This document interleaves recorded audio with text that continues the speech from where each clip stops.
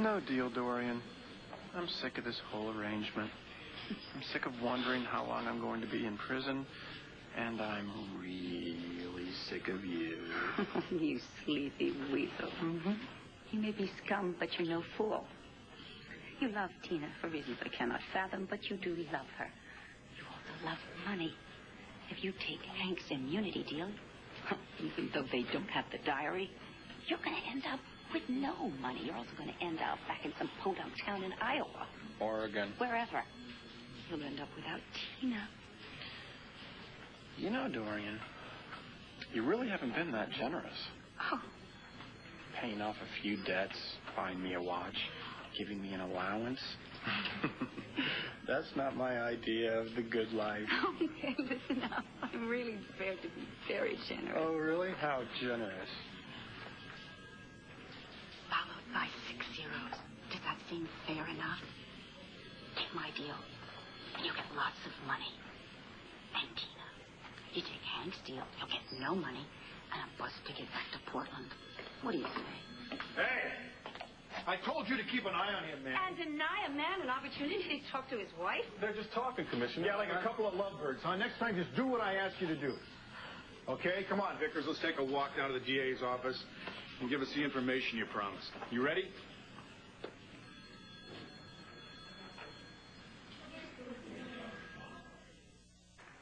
Commissioner, I don't see any reason we should go to Mr. Gannon's office because I don't have anything else to say. What? We're offering you immunity. It doesn't get any better than that. No. I'm sorry. I don't think you understand. Immunity or no immunity, I don't have anything else to say about Victor Lord's murder or the diary I found. Oh, not a word, huh?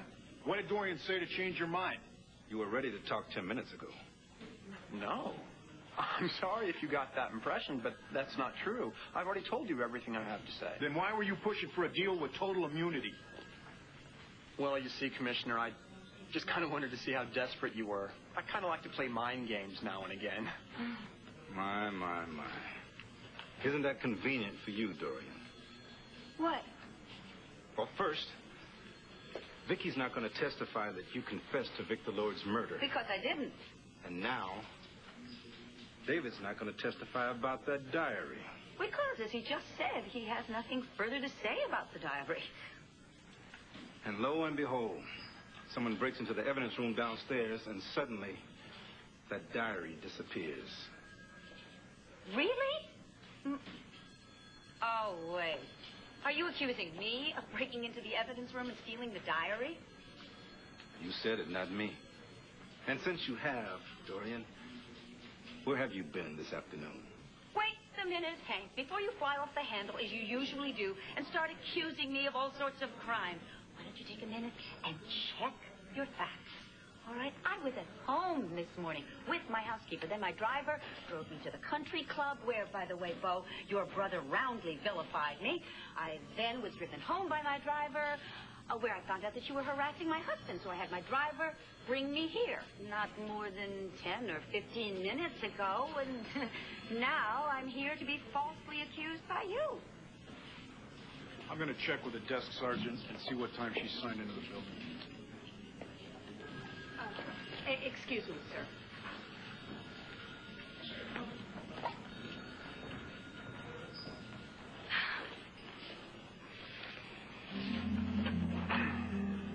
Thank you. No problem. Let's just hope whoever broke into the evidence room, that he or she covered his tracks. The desk sergeant's on his way with the log. Yeah, well, they're just about cleaning up down in the evidence room. And? Well, it looks like whoever pushed that shelf over on the assistant DA also took a certain diary. Oh, so now I've not only broken into the evidence room, I pushed a shelf down on somebody, and I've stolen the diary, and I wasn't even in the same building. Did you check with Mrs. Lord's housekeeper? Oh, excuse me, it's Vickers. I'm Mrs. Vickers. Whatever! Yes, sir, and I also checked with her driver, and there's no possible way that she could have been here before I saw her walk through the front door and sign at my desk. Thanks, Harry. Thank you, Harry. Does either one of you know how to apologize? Well, you know, boy, it actually makes sense. I mean, since the guard said he thought he heard a teenager's voice.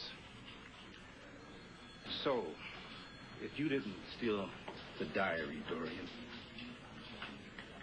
who did?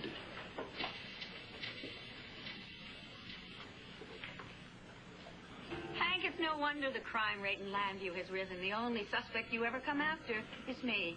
I'm so sorry. I did not break into the evidence room. I did not knock a shelf down on somebody. And I did not steal your precious diary. Neither did my precious husband, David. Now then, unless you want me to go to my lawyer and institute proceedings against you, which I'll win for millions, I suggest we all say goodbye. Fine. Go home. Q.